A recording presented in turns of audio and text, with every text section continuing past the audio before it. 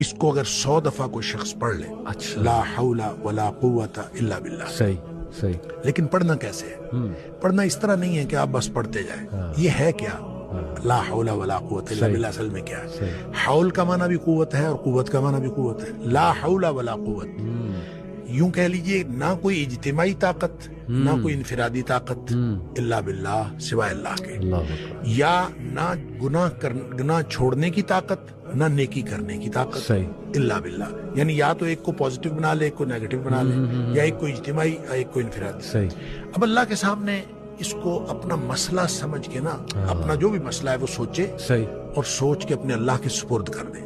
या अल्लाह, मेरी तो कोई ताकत नहीं, ना इनफिरादी ना इज्तिमाई, इल्ला बिल्लाह। हाँ, तू अता फरमाए ताकत तो हो सकती है।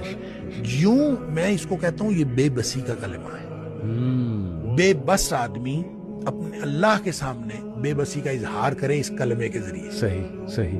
तो फिर ये नबी पाक सल्लल्लाहु अलैहि वसल्लम ने फरमाया, जिस शख्स ने कहा था ना मुझे वसवसे आते हैं जी, आपने फरमाया ला हौल वला कुव्वता इल्ला बिल्लाह पढ़ा कर, तेरे वसवसे भी खत्म हो जाएंगे और इसके अलावा अल्लाह ताला तेरे 100 मसले हल कर देगा। वाह वाह। आप अंदाजा करें, एक शख्स के 100 मसले होते नहीं है।